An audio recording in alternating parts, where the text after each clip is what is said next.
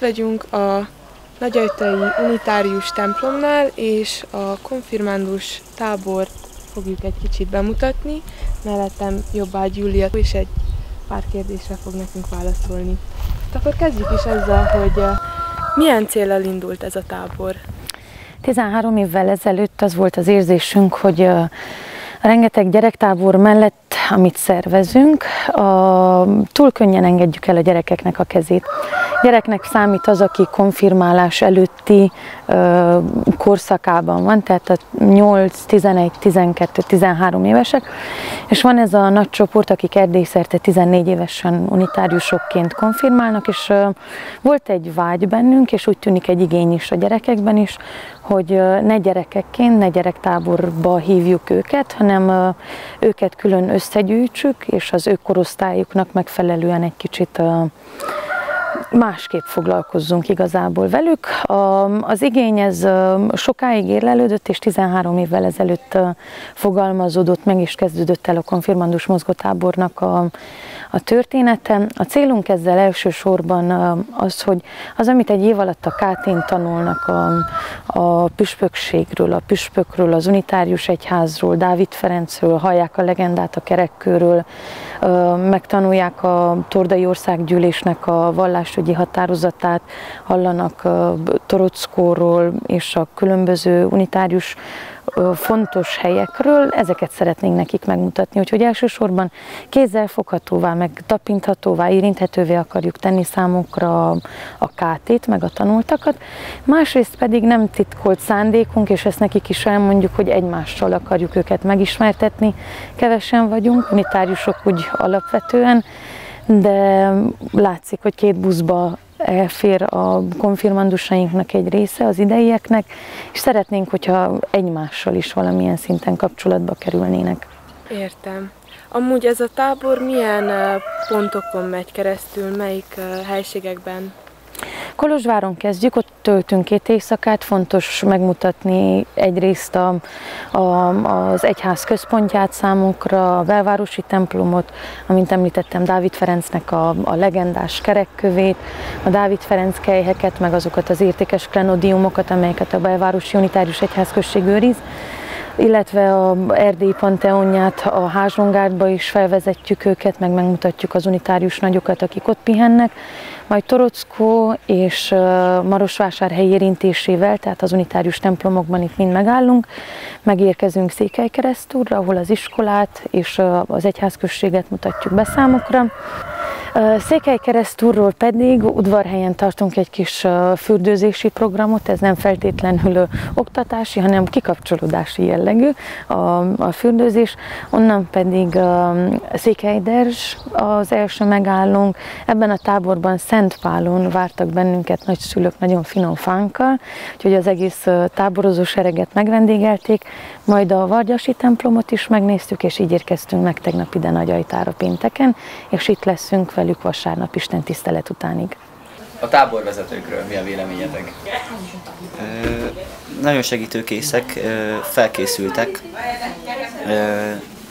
és kifejezetten szeretem azt, hogy szórakozottak, és nem azt a tipikus, hivatalos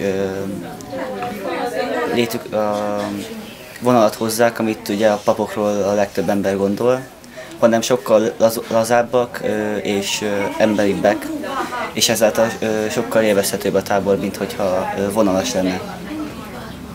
Én nagyon felnézek rájuk, és nagyon szeretem, hogy nem vannak befeszülve, és nem, hogyha viccelődünk, akkor a viccet nagyon jól veszik, és visszamondják nekünk egy másik viccet, és azt is, hogy nagyon lazák, és mindig, hogyha valamit kérünk, akkor segítenek. Az én véleményem az, hogy nagyon kedvesek, megértőek, olyanok, mint egy apuka vagy egy anyuka. Mindig ott vannak, és fiatalosak nagyon. A gyerekek hogy bírták ezt a hosszú utat? Azért gondolom, hogy sok időbe telt. Sok időbe telt, igyekeztünk őket felkészíteni és elmondani nekik. Elsősorban azt szeretnénk, ha tudatosulna bennük, hogy ilyen több nincs. mindenre ezt mondjuk, hogy egyszerű és megismételhetetlen, de ez tényleg egy olyan tábor, ami egy évben azoknak szól, akik konfirmáltak, és bár vannak nehézségei, de ezeken az ember a társasággal, a táborvezetőkkel, hogyha velünk jönnek, a mi hullámhosszunkon maradnak, akkor ki lehet ezt bírni. Nem volt gond, természetesen a meleg volt, ami nyomasztó számukra, de a sok megálló, a nagyon szívélyes fogadtatás, amiben részünk van sok helyen, ez átbillenti őket, és a gyerekek ők nagyon érzik azt, hogy a felnőttek hogyan viszonyulnak hozzájuk, milyen energiájuk van, és nagyon hamar rá tudnak kapcsolódni, és végig visszük egymást ezen a nehézségen. Számotokra, mint szervező, milyen élményekkel gazdagodtatok? Hát nekünk minden egyes tábor más, és mindenik másképp marad meg bennünk, és másképp hat meg, mert igazság szerint megható mindenik most is, ahogy erről beszélünk, és lassan a végére érünk, egy picit meghatódom. Az ember egy hetet tölt a gyerekekkel, és a mi táborvezető csapatunk nem egy a fellegekben élő táborvezető csapat, hanem ők kint vannak a gyerekekkel, játszanak, nem csak foglalkozás alatt vannak velük, ha kell, kint alszanak a templomudvaron velük, végig fürdőznek velük, és általában az a visszajelzés, hogy azért jó nekik, a gyerekeknek ez a tábor, mert nagyon közvetlenek, nagyon emberiek a táborvezetők, el sem hiszik róluk, hogy lelkészek vagy lelkészek lesznek, mert ez még fontos, hogy ebben a táborban lelkészek vagy teológusok a táborvezetők. Ez egy ilyen különleges alkalom, amikor csak mi vagyunk, és nagyon, hát nem azt mondom, hogy látjuk a jövőnket, vagy látjuk azt, hogy merre veszi a kanyart majd az egyházunknak, vagy az egyházközségeinknek az élete, de olyan sok történetet ismerünk meg, és olyan közel kerülnek hozzánk a gyerekek, hogy évekig hordozzuk az arcaikat, a beköpéseiket, a vicceiket, a kisibogtalanságukat helyenként, úgyhogy ez idővel majd leül, és akkor majd megkapja a maga helyét az emléktárunkban. Viszont arra törekszünk, hogy minden évben minden konfirmáló ugyanazt a csomagot kapja meg. A tevékenységek nagyjából hasonlítanak minden évben. Igyekszünk javítani rajta, logisztikán, szervezése, meg a gyerekek hangulata, a csoport dinamikája mindig, ha tudunk rá figyelni, megmondja, hogy mi az, amit jobban kíván ez a csoport, de igen, azt a tevékenységeket mindent kitalálástól lebonyolításig ez a csapat visz véghez. Nagyon sok olyan embert ismertem meg, akiről nem is gondoltam volna, hogy éppen annyira kedvesek lesznek, és nagyon örülök, hogy meg tudtam őket ismerni, és remélem, hogy ezek a barátságok, amelyek itt szövődtek, majd megmaradnak a jövőben is. Én nagyon pozitívan csalódok minden egyes alkalomkor, amikor oda megyek valakihez és elkezdek beszélni, mert sose gondolnád, hogy egy ember ilyen kedves lehet veled, vagy akárkivel. Nagyon könnyen lehet barátokat szerezni, mert mindenki igazából barátokat akar szerezni, és ezért nagyon könnyű. Én 8 embert ismertem, mikor ide érkeztem, a 8 konfirmálós társamat, és szerintem mikor elmegyek innen, több mint 50 embert tudhatok az ismerősömnek. Ismerem nevüket, nagyjából azt is, hogy honnan jöttek, beszéltem már velük legalább 10-10 percet, de valakivel többet is. És nagyon jó, hogy a táborvezetők is így támogatják azt, hogy megismerjük egymást, és erre szóló programokat szerveznek. És örülök, hogy ennyi embert megismertem, és ugyanakkor szomorú, hogy ha az egyleten keresztül nem tudok velük többet találkozni, akkor talán ez volt az utolsó alkalom, amikor találkoztam velük. És tényleg ezen így felindulva terveztek egyletezni a jövőben, ugye most már egyletezhetünk. Én tervezek, mert számomra az egyház olyan, mint egy család. Otthon érzem magamat, befogadóak az emberek, nagyon kedvesek, megértőek, segítőkészek, és én rengeteg mindent tanultam és kapok az egyháztól. Nekem szándékomban áll egyetlezni, még módonban nem biztos, mert én ugye a Magyarországról jövök, és onnan kicsit nehezebb eljutni az ottfiés programokra, mert azok mind itt vannak Erdélyben, és ha van lehetőségem, akkor szeretnék csatlakozni a programokhoz, viszont ezáltal sokkal nehezebb lesz eljutni a programokra, így, hogy ilyen távolságok vannak. Én is szeretnék egyletes lenni, mivel nekem nagyon sokat jelent az egyház, és nagyon sok emlékkel fűződik hozzá. A konfirmálós társaimat is nagyon így közelről megismertem, és nagyon jók voltak az órák, amiket a papbácsi tartott, tiszteletesül, és még szeretném, hogy egy ifjúsági körbe is belecsatlakoznék. Hála legyen a Jóistennek, hogy újból a mozgótábor elérkezhetett Nagyajtára, és hát nyilván, hogy komoly előkészületek fémjelzik a fogadást. Igazából ebben nagyon nagy segítség nekem a kedves feleségem, Fekete Judit, aki az asszonyokat rögtön összeszedte, és itt elsősorban a konfirmáló ifjaknak, a frissen konfirmált ifjú nemzedéknek a szüleire számítunk elsősorban, és nagyon kedvesek voltak. Egy nagyobb létszámú csoportról is van szó, hiszen az idén 10 konfirmáltak. Azok a szülők, akik ebben az időszakban itthon tartózkodnak, azok nagyon szívesen jönnek és segítenek. Hát nyilván, hogy fekhelyekre van szükség, előkészíteni a fekhelyeket, a bástyákat, átfésülni mindent, hogy megfelelő környezetben tudjon történni, lezajlani az a program, ami igen, hát gyakorlatilag az ifjainkért, az egyházunkért, népünkért, a jövőnkért fog megtörténni. És hála legyen a Jóistennek, sikerült, szép számban jelentek meg, és mi úgy látjuk, hogy megelégedettek és megfelelő környezetben tudtuk őket így fogadni. Nekem a buszos utak azok tényleg emlékek maradnak, mivel raktunk zenéket, amelyeket majdnem mindenki ismert, és hát hogyha nem is ordítva, de hangosan énekeltük a buszban.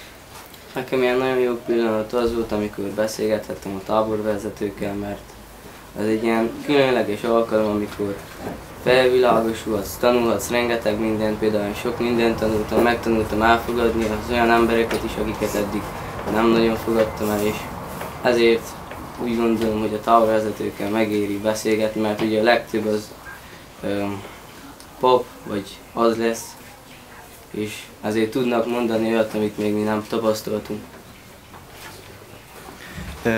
Erre a témára kötve, hogy tényleg külön kiemelendő, hogy a táborvezetők közül páran személyes kapcsolatot is kialakítottak velünk, akár félre jutottak beszélgetni, és én például Lacival beszélgettem fél órán keresztül még Kolozsváron, ami nagyon jó élmény volt, valamint külön meglepetés volt számomra az, hogy Magyar Szobát, ahonnan az én családom bejött, ott az új tiszteletes Erdőd lesz, aki szintén táborvezető most, és jó volt megismerni őt, és örülök, hogy ő lesz a Magyar Szabadnak az új tiszteletese, mert én szeretem a személyiségét. Nekem például nagyon tetszett a fürdés, ami volt, mert ott majdnem mindenki együtt volt, a táborvezetők is, és akkor ott jókat játszottunk. Nem volt az, hogy te most ezt csináltad, miért durváskodsz, vagy valami, mert mindenki ugyanúgy játszott.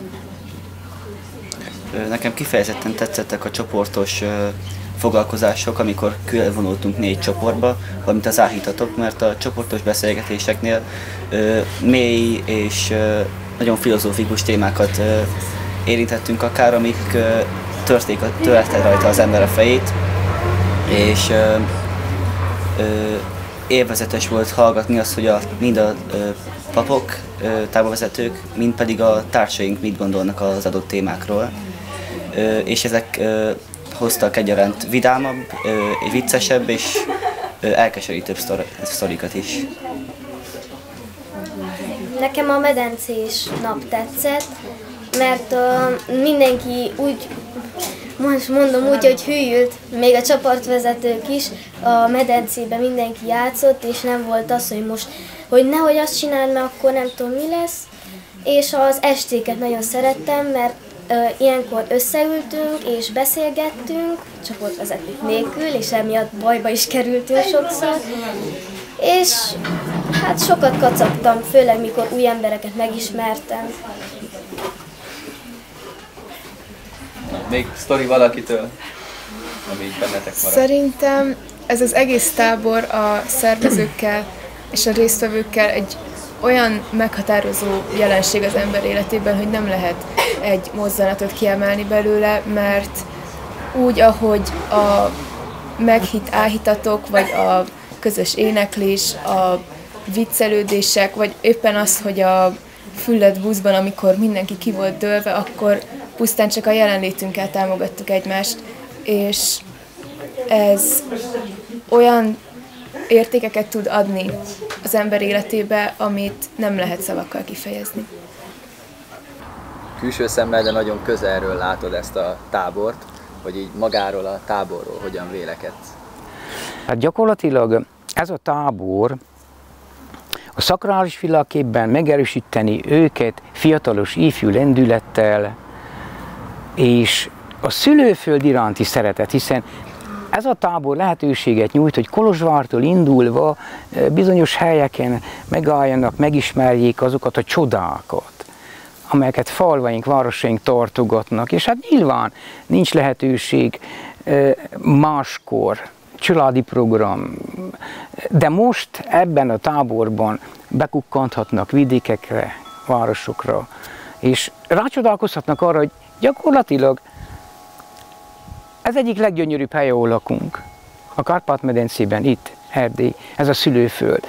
És én hiszek abban, hogyha bárhová is elsodorja őket az élet, mondjam azt kemény, szigorú kenyér parancsa, akkor a lelkükben mindig ott marad ez a pozitív lenyomat, hogy milyen szép volt, milyen jó volt, érdemes volt megnézni, és hát nyilván a sok élmény, ugye a közösségben mi szokott történni. Hála legyen a Jóistennek, hogy a Covid után újból lehetőség nyílt arra, hogy ezt egyházunk meg tudja szervezni. Itt Jobbágy Gyuliára is gondolok most, kolozsvári belvárosi egyházközség egyik lelkésznője, aki maga köré gyűjtötte azokat, akik most ebben az időszakban készek arra, hogy szívvel, lélekkel, nagy-nagy lelkesedéssel segítsenek ebben a nagyon-nagyon fontos és nagyon szép táborban. Én így a végén csak annyit szeretnék nagyon röviden mondani, hogy hihetetlenül hálás vagyok. Nem csak a vezetőknek, hanem az egyháznak és mindenkinek, aki nem csak ezt a tábort és a konfirmálást szervezte le, hanem az eddigi életünkben is ott volt mellettünk és egyengedte az utunkat, és azt is, hogy megteremtik azt a lehetőséget, hogy ne kelljen ebből a társaságból kilépnünk, és azzal, hogy majd egyletekre és táborokba, fesztiválokra járunk, azzal szerintem mindannyiunk nevében mondhatom, hogy egy kicsit majd próbáljuk ezt visszaadni hálaképpen, hogy a jelenlétünkkel támogassuk őket. Én annyit szeretnék mondani, hogy ha szeretnétek életre szóló ilyen emlékeket, akkor gyertek el a konfirmandus táborba.